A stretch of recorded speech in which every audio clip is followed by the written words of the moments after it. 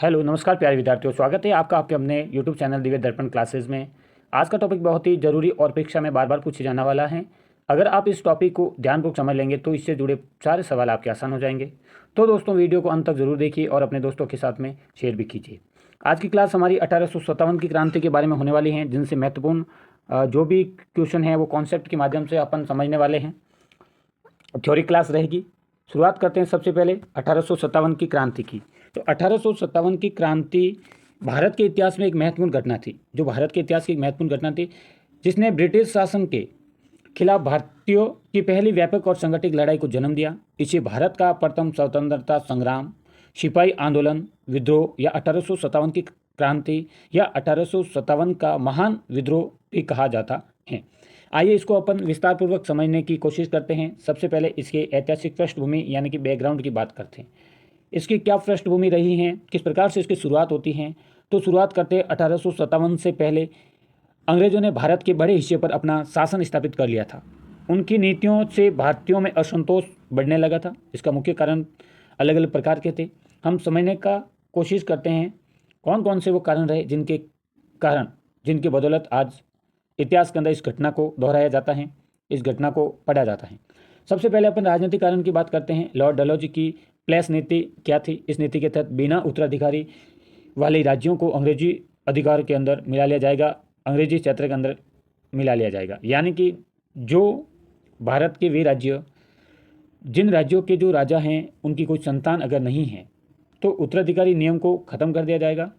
ठीक है, जो भी गोद प्रथा वगैरह थी, गोद प्रथा निषेध, इस प्रकार का कानून लाया गया और उसको वापस ईस्ट इंडिया कंपनी के अंदर मिलाने का एक प्रकार का एक कारण था। ठीक है, आगे बात करते हैं। जिस प्रकार से हम बात करते हैं कौन कौन से क्षेत्र, जैसे कि झांसी हो गया, सतारा हो गया, नागपुर हो गया, ये जो आदि राज्य हैं, इन राज्यों का विलय इसी नीति के अंतर्गत हुआ था, जिसमें राजघरानों में असंतोष फैल गया। क्योंकि राजघरानों को लगा कि अगर हमारी संतान नहीं है तो फिर हमारे जो हमारे उत्तराधिकारी नहीं होंगे तो फिर अपना जो क्षेत्र हैं वो अंग्रेजों के अधीन चला जाएगा। इस प्रकार से इन्होंने खूब सारा विरोध भी किया। आगे बात करते हैं आर्थिक कारण की। क्या आर्थिक कारण रहा है। अंग्रेजों की आर्थिक नीतियों ने भारत की परंपरागत उद्योग धंधों को नष्ट कर दिया था। ठीक है, क्योंकि भारत के किसानों से वो कच्चा माल वगैरह प्राप्त करते थे, उसके बाद में वो ब्रिटेन वगैरह लेकर जाते थे और वहाँ पर विनिर्माण पद्धति के द्वारा यहाँ की मतलब चीज़ों को, कच्चे माल को ले जाकर वहाँ पक्की माल के रूप में बदल करके वो भारत एवं अलग अलग देशों के अंदर वो निर्यात वगैरह करते थे। ठीक है, तो इस वजह से अपने भारत की स्थिति में भी बहुत ही परंपरागत जो धंधे वगैरह थे वो धीरे धीरे नष्ट हो चुके थे। किसानों पर भारी कर लगाया गया, आपको पता होगा, यानी कि रेतवाड़ी व्यवस्था है, मालवाड़ी व्यवस्था है। ठीक है, और स्थायी बंदोबस्त वगैरह है, इस प्रकार की व्यवस्था लागू की गई थी। ठीक है, वो कह सकते हो आप तीन कटिया पद्धति वगैरह। तो इससे मतलब भारतीयों की स्थिति बहुत ख़राब हो चुकी थी। भारतीयों को गरीबी और बेरोजगारी की मार भी झेलनी पड़ती थी, इतने सारे रोजगार वगैरह उपलब्ध नहीं थे। तो भारतीय लोग गरीब स्थिति में थे, बेरोजगार की स्थिति में थे। इस प्रकार से बहुत मुश्किल से उनको अपना गुजारा करना पड़ता था और उनको टैक्स भी देना पड़ता था। तीन कटिया पद्धति का मतलब यही था कि अगर आप ज़मीन के 3 भाग पर खेती करो, ठीक है, यानी कि नील की खेती वगैरह करवाई जाती थी और उसके बदले में अगर वो फसल भी अगर खराब वगैरह हो जाती थी तो पैसे तो अंग्रेजों को देने पड़ते थे। ठीक है, आगे बात करते हैं सामाजिक कारण की। क्या सामाजिक कारण रहा है, धार्मिक कारण क्या रहा है, उसके बारे में समझने का प्रयास करते हैं। तो अंग्रेज मिशनरियों द्वारा ईसाई धर्म का प्रचार किया गया था कि भारत के अंदर, ठीक है, और वो अंग्रेजी शिक्षा वगैरह भी लागू करना चाहते थे। तो जगह जगह पर लोगों का धर्म परिवर्तन के तहत मतलब ईसाईकरण करवाया जा रहा था। इस प्रकार भारतीयों के अंदर रोष फैल गया और एक क्रांति को जन्म दिया। भारतीयों को लगा कि अंग्रेज उनकी संस्कृति को और उनके धर्म को नष्ट करना चाहते हैं। अब हालांकि उस समय की क्या परिस्थिति रही होगी वो उस टाइम के लोग ही जानते हैं, वहाँ उस टाइम की जो भी सरकार वगैरह थी, वो भी व्यवस्था है, वो ही जानते हैं। लेकिन भारतीय लोगों को लगा कि अंग्रेज उनकी संस्कृति और उनके धर्म को नष्ट करना चाहते हैं। तो इस प्रकार से उनके अंदर एक प्रकार द्वेष की भावना पैदा हो गई और ये क्रांति आगे जाकर 1857 की क्रांति का रूप लेती है। ठीक है, चलते हैं आगे सैनिक कारण की ओर। तो सैनिक कारण क्या रहा है। भारतीय सैनिकों के साथ अंग्रेज अफसर भेदभावपूर्ण व्यवहार करते थे। ठीक है, यानी कि भारतीय लोग भी सेना में हैं, एक तरफ है इंडिया की सेना, एक तरफ है ब्रिटेन की सेना। ठीक है, हालांकि जो शासन है वो तो अंग्रेजों का ही है, ब्रिटेन का ही शासन है, बट इनकी सेना के अंदर जो भी अधिकारी हैं, आधे तो मतलब आधे अधिकारी ब्रिटेन के हैं, अंग्रेज हैं, आधे अधिकारी भारतीय हैं। तो जो अंग्रेज अधिकारी होते थे वो भारतीय अधिकारियों के साथ में भेदभावपूर्ण व्यवहार करते थे। जो भी सेना में लोग थे, सैनिक थे, उनके साथ भेदभाव करना। और रही बात दूसरी कि इनके अफसर जो थे ना, वो मतलब उनको वेतन वगैरह भी ज़्यादा मिलता था, एक उच्च पदों पर, यानी कि उच्च पदों पर उनको रखा जाता था। सम्मान में भी मतलब एक प्रकार का भेदभाव था। ठीक है, भारतीयों को छोटे छोटे पदों पर रखा जाता था, उनको उस पद दिया जाता था। इस प्रकार से सैनिकों में भी रोष पैदा हो गया था।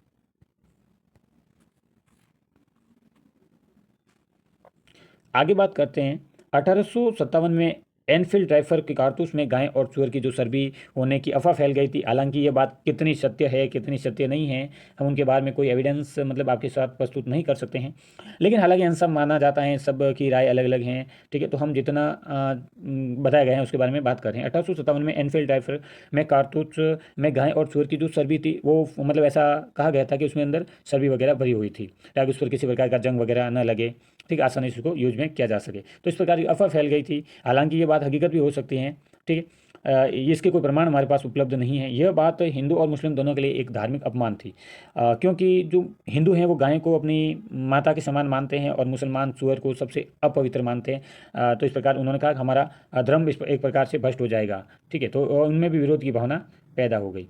आगे बात करते हैं विद्रोह की शुरुआत कैसे होती है।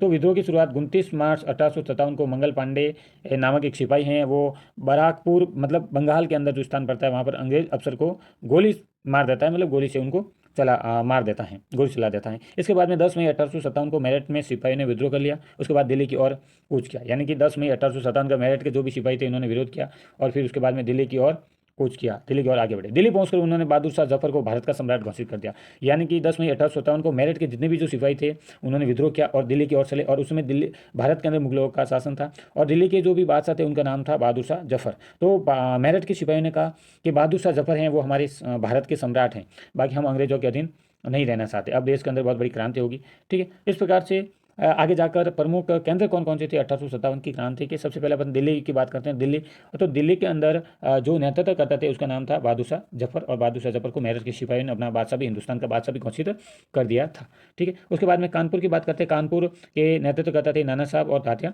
तोपे, ठीक है। झांसी के अंदर नेतृत्व करता थी लक्ष्मीबाई। लखनऊ के अंदर बेगम हजरत महल। बरेली में खान बहादुर खान थे और बिहार के अंदर बात करते हैं ना तो कुंवर सिंह, ये क्या थे, प्रमुख केंद्र थे और प्रमुख केंद्रों में नेतृत्वकर्ता लोग थे, ठीक है। चलते हैं आगे, इंपॉर्टेंट फैक्ट को समझने की कोशिश करते हैं। विद्रोह किस प्रकार से इनका फैलाव हुआ और किस प्रकार से दमन हुआ।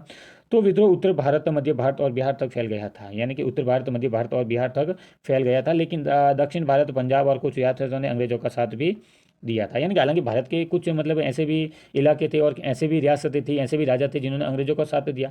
अंग्रेजों ने दल बल और आधुनिक हथियारों से विद्रोह को दबा दिया, यानी कि उन्होंने बलपूर्वक आधुनिक हथियारों का प्रयोग किया और विद्रोह को दबाने का काम किया। 1858 तक लगभग सभी प्रमुख जो भी केंद्र हुआ करते वहाँ पर अंग्रेजों का नियंत्रण था और अंग्रेजों ने अपना नियंत्रण पा लिया था, ठीक है। और 1857 की क्रांति असफल क्यों रही, ठीक है, इसके बारे में समझने का बात करते हैं। यानी कि कोई एक एक एकीकृत नेतृत्व नहीं था 1857 की क्रांति का। आधुनिक हथियारों की कमी थी भारत में, यानी कि हमारे पास में आधुनिक हथियार नहीं थे, ठीक है। अधिकांश रियासतों और राजाओं ने अंग्रेजों का साथ दिया था इसके कारण।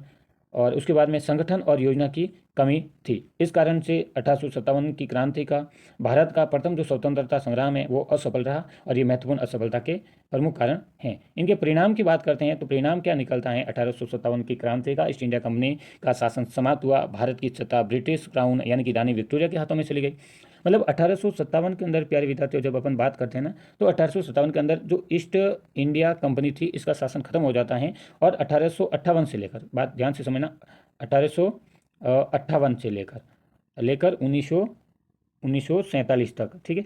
तो ये जो भारत का शासन होता है ईस्ट इंडिया कंपनी का समाप्त हो जाता है और ब्रिटिश क्राउन, यानी क्राउन का मतलब था ताज यानी कि रानी, ठीक है। तो ब्रिटिश क्राउन रानी विक्टोरिया के हाथों में चली जाती है भारत की शासन व्यवस्था। 1858 तक का शासन अधिनियम गवर्नमेंट ऑफ इंडिया एक्ट लागू किया जाता है और भारत के प्रति नई नीतियाँ भी अपनाई जाती हैं। विभाजित करो और शासन करो, इस प्रकार से मतलब भारत को विभाजित किया जाता है। भारतीय सेना में भारतीयों की संख्या घटाई गई, यानी कि भारतीय सेना के अंदर, फौज के अंदर जो भारत के लोगों की सेना थी उसको कम कर दिया गया और अंग्रेज अफसरों की संख्या क्या हो गई, बढ़ा दी गई। क्योंकि इनको लगता था कि भाई सबसे पहले तो धीरे धीरे लोग जागरूकता की और राष्ट्रवाद की और नेशनलिज्म की भावना लोगों के अंदर पैदा हो रही थी भारतीयों में। और इधर क्राउन का भी शासन आ गया था और विक्टोरिया महारानी को लगा कि भारत के लोगों की जो सेना में संख्या वगैरह धीरे धीरे कम करनी पड़ेगी और अंग्रेज अफसरों की संख्या को बढ़ानी पड़ेगी। भारत के छात्रों को अलग अलग भागों में विभाजित करना पड़ेगा, तभी हम अपन यहाँ पर शासन कर सकते हैं। उसके बाद में अपन बात करते हैं ऐतिहासिक कारणों की, यानी कि इसका क्या ऐतिहासिक महत्व रहा है। यह भारतीय स्वतंत्रता संग्राम की पहली बड़ी चिंगारी थी। क्या थी? भारतीय स्वतंत्रता संग्राम की पहली बड़ी चिंगारी थी और इसमें भारत के लोगों को स्वतंत्रता की भावना जगाई, यानी कि ये भारत में आज़ादी की पहली लड़ाई थी ठीक है। और भारतीय लोगों के अंदर एक ऐसा मतलब बल पैदा हुआ, एक ऐसी भावना पैदा हुई जिसे राष्ट्रवाद की भावना के नाम से जाना जाता है। और वो लोग, भारतीय लोग, अपने भारत की भूमि को अपनी पैतृक भूमि समझने लगे, अपने पूर्वजों से प्राप्त भूमि को समझने लगे। उनको लगा कि वास्तव में ये विदेशी लोग हमारे ऊपर आकर हमारे ऊपर शासन कर रहे हैं, वो सरासर गलत हैं और इसका विरोध करना पड़ेगा। ठीक है। तो इस प्रकार से भारतीयों के अंदर स्वतंत्रता की भावना यानी कि एक क्रांति का रूप लिया। बाद में 1885 में भारतीय राष्ट्रीय कांग्रेस की स्थापना होती है, जिन ए.ओ. व्योम के द्वारा। आगे चलकर स्वतंत्रता आंदोलन की नींव इसी के द्वारा रखी जाती है। आगे बात करते हैं यानी कि क्या निष्कर्ष निकलता है इस कहानी के माध्यम से। ठीक है। तो बात करते हैं 1857 की क्रांति भले ही असफल रही है, लेकिन इसने भारतीय के दिलों में स्वतंत्रता की ज्वाला को प्रज्वलित कर दिया है। और ये संघर्ष भारत के इतिहास का स्वर्णिम अध्याय है, जिसने स्वराज की नींव रखी। यानी कि भारत के अंदर एक स्वयं का राज होगा, स्वराज होगा, यानी कि भारतीय लोगों का ही शासन होगा। ठीक है। इस प्रकार की नींव भारत के अंदर रखी गई। आगे आने वाली पीढ़ियों को आज़ादी के लिए प्रेरित किया गया। इस प्रकार से 1857 की जो क्रांति रही है बहुत ही महत्वपूर्ण रही है और इनके बारे में मतलब इस प्रकार से समझाया गया है। ठीक है। ये वीडियो आपको अच्छा लगा होगा। अगर वीडियो आपको पसंद आए हैं तो लाइक का जरूर करें और अपने दोस्तों के साथ में शेयर भी करें। इस टॉपिक से जुड़े आपके मन में कोई भी सवाल हो तो कमेंट जरूर करें, हम उत्तर देने की पूरी कोशिश करेंगे। अगर आपको ऐसे वीडियो और आप चाहते हो कि ऐसे वीडियो आपको मिलती रहे तो चैनल को सब्सक्राइब करना ना भूलें। और अगले वीडियो में फिर मिलेंगे एक शानदार टॉपिक के साथ में। तब तक के लिए पढ़ते रहिए, आगे बढ़ते रहिए। धन्यवाद।